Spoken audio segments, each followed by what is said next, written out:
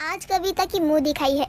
सारे मोहल्ले की औरतें कविता को देखने दामिनी के घर आती हैं, जहां उन सबकी बहुत खातिरदारी होती है। तभी उनमें से एक औरत विमला मजाक करते हुए बोलती है, अरे आज तो जश्न होगा दामिनी के घर में। हमारे आने की खुशी में देखो, दामिनी ने तो अपने घर को दुल्हन की तरह सजा दिया है। एकदम सही पकड़ी हो विमला। तुम्हारे आने की खबर सुनकर ही तो मैंने घर को दुल्हन की तरह सजाया है, वरना कहाँ करती ये सब। अब तुम मेरी दूर की दोस्त जो ठहरी। बस बस, ज्यादा तारीफ हो गई। अब तो अपनी बहू का मुखड़ा दिखा दे। कब तक अपनी बहू को ऐसे छुपा कर रखेगी? अब तो हमसे सब्र ही नहीं हो रहा। अरे मेरी सहेलियों, सब्र रखो, तभी तो सब्र का फल मीठा मिलेगा। वैसे भी मैं तो चाहती हूँ तुम सब मेरी बहू का चेहरा देखने के लिए और भी ज्यादा बेसब्र हो जाओ, और मेरी बहू को देखते ही तुम सबकी बोलती बंद होने वाली है। अरे ऐसा क्यों बोल रही है? तुम्हारी बहू कहीं की परी है क्या, जो उसे देखते ही हमारी बोलती बंद हो जाएगी? अब बिना बकवास करे अपनी बहू को बुलवा। रुक, अभी बुलवाती हूँ। सबसे पहले मेरा बेटा आएगा, जमकर उसकी तारीफ करना। उसकी ही तो पसंद है, इसीलिए सबसे पहले उसे बधाई देना। सुंदर बहू लेकर आया है। ऐसे ही सभी लोग मजाक करते हैं। थोड़ी देर बाद दामिनी का बेटा साहिल आता है। तभी विमला और शांति उसे देखकर साथ में बोलती हैं, क्या बात है री? अब आप सबको एक ही रात में क्या हो गया, जो आप लोग मुझे हीरो कह के मेरी टांग खिंचाई कर रही हो? क्या बात है माँ? क्या बात है? कैसी बात है? जो भी बात है ये बात अपनी आंटियों से ही पूछ लो। हाँ आंटी जी, बताइए, ऐसा क्या हो गया मेरे साथ जो आप लोग मेरे साथ ऐसा बर्ताव कर रहे हो? बेटा, अब तू शादीशुदा मर्द हो गया है। अब हमारा छोटा बच्चा नहीं रहा तू। अच्छा, मैंने सुना है लड़की बहुत खूबसूरत है, तो जैसे लड़के से कैसे फंस गई? खूबसूरत है तभी फंस गई, दिमाग वाली होती तो शायद ना फंसती। अब कर भी क्या सकते हैं, बेचारी फंस गई तो फंस गई। वो बेचारी है या तू? इतना बता दे हमको। बस बस, अब बहुत हो गया मजाक। जा बेटा, बहू को लेकर आ जा। सभी लोग बहू को देखना चाहते हैं। चाहते हैं? अरे हम तो बहू को देखने के लिए कब से बेसब्र हो रखे हैं। मैं तो कब से बोल रही हूँ बहू का मुखड़ा दिखा दे, लेकिन कभी कुछ बोलती है तो कभी तुझे हमारे सामने लाकर खड़ा कर देती है। अच्छा ठीक है, मैं अभी जाकर कविता को लेकर आता हूँ, आप लोग थोड़ी देर इंतजार कीजिए। हाँ, अब हम इतने सालों तक इंतजार कर सकते हैं, तो अब और कुछ पल क्यों नहीं? जा बेटा, जा अपनी बहू को लेकर आ। विमला की बात सुनकर साहिल अपनी बीवी कविता को लेकर आता है और सभी के बीचों बीच बिठा देता है। सभी अब बातें करते हैं कि सबसे पहले बहू की मुंह दिखाई की रस्म कौन करेगा। तभी शांति बोलती है, देखो सहेलियों, हम सब में से मैं सबसे बड़ी हूँ, तो मेरा हक सबसे पहले हुआ ना बहू की मुंह दिखाई करने का। अरे बड़े छोटे की बात नहीं है, यहाँ जिसको पहला मौका मिलेगा वही बहू की मुंह दिखाई की रस्म करेगा। बस बात खत्म। अरे अब क्या हम सब प्रतियोगिता करेंगे?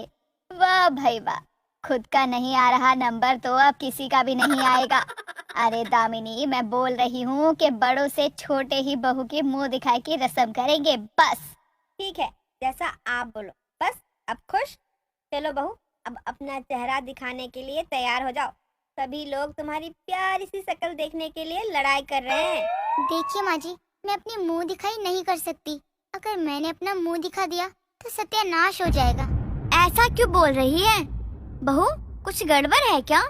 मैं नजदीक आती हूँ, मुझे बता दे। 1 मिनट, नजदीक कोई भी नहीं जाएगा। एक काम कर बहू, हम सब तेरे मुंह दिखाई का गिफ्ट यहीं रख देते हैं। तू अपना चेहरा सबको एक ही बार में दिखा दे। आप समझ नहीं रही हो, मैं नहीं दिखा सकती आप सबको अपना चेहरा। हम तो एक साथ ही बहू का चेहरा देखेंगे। ऐसा बोलते ही सभी एक साथ बहू का घूंघट उठाकर देखते हैं। तभी विमला बोलती है, पापड़ वाली बहू?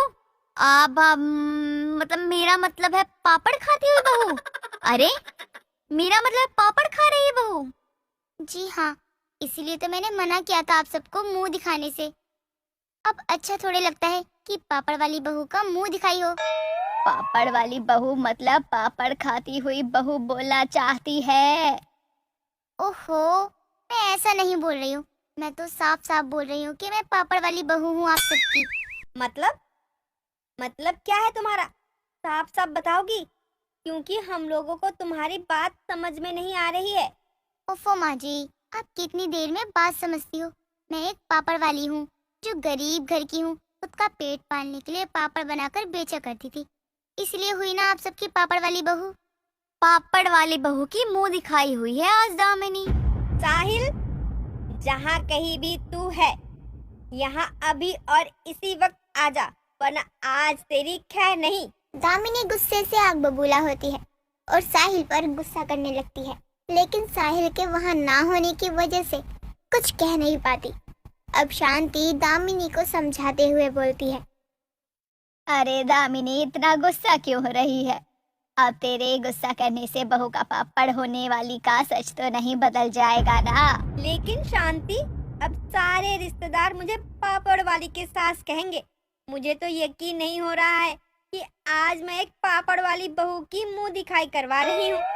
ओहो, समझने की कोशिश कर दामिनी। ये बेचारी बच्ची जो सच थी तुझे बता दी। अब इसके जगह कोई और होता तो शायद बताता भी ना। हाँ, तो और भी अच्छा होता ना। अगर मुझे नहीं बताने से मेरी इज्जत बनी रहती तो वही सही रहता। मुझे तो वैसी बहू चाहिए थी जो अपना सच सबके सामने छुपा कर रखे। लेकिन मैं तेरी इस बात से नाराज हूँ। मुझे नहीं लगता कि वो सही है। कल को तुम दोनों बाहर निकलोगे, बीच बाजार में ओ पापड़ वाली की सास ऐसा बोलेंगे लोग, तो तुझे कैसा लगेगा? तुझे उनके मुंह से सच जानकर अच्छा थोड़ी ना लगेगा। हाँ, गलत तो बहुत है, इसीलिए मुझे कविता बहू की बहुत अच्छी लगी ये बात। हमारे लिए तो पापड़ वाली बहू की मुंह दिखाई की रस्म मानी ही जाएगी। शांति और विमला के समझाने पर दामिनी अब पापड़ वाली बहू की मुंह दिखाई की रस्म फिर से करती है और सभी बहुत खुश थे कविता की सच्चाई से। तभी वहाँ साहिल आता है और बोलता है, माँ, आपने मुझे बुलाया था क्या? वो माँ, मैं मिठाई लेने के लिए बाजार गया था, इसीलिए आपके बुलाने पे आ नहीं पाया। मुझे माफ कीजिएगा। अब बताइए क्या बात है? अरे कोई बात नहीं बेटा, हम बस ये कहना चाहते हैं कि तूने बड़ी सुंदर और सीधी बहू पाई है। मन खुश हो गया और दिल जीत लिया तूने बेटा। ऐसा क्या कर दिया आपकी बहू ने जो आप इतनी तारीफ किए जा रही हो? अच्छा माँ, एक बहुत जरूरी बात करनी है कविता के बारे में, जो आप लोगों को मालूम होना चाहिए, बहुत जरूरी है। कौन सी बात बेटा जो हमको मालूम होनी चाहिए? यही ना कि हमारी बहू पापड़ वाली है। हाँ माँ, बात तो यही है। मैं आपसे यही बोलना चाहता था, लेकिन मुझे यकीन नहीं हो रहा कि आप लोग इतनी जल्दी आसानी से मान कैसे गए। आसानी से तो नहीं मानी और ना ही मानने वाली थी, लेकिन बहू की सच्चाई और ईमानदारी ने मेरा दिल जीत लिया, और साथ ही तेरी आंटियों ने भी मुझे बहुत समझाया।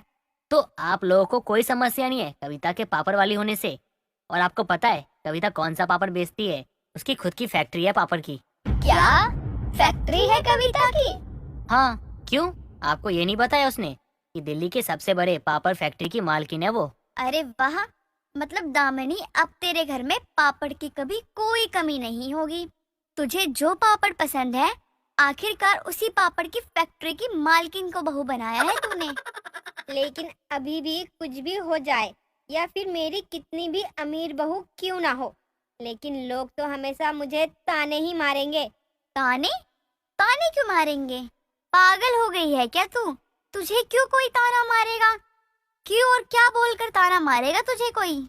यही बोलकर कि पापड़ वाली बहू की मुंह दिखाई करने वाली सास।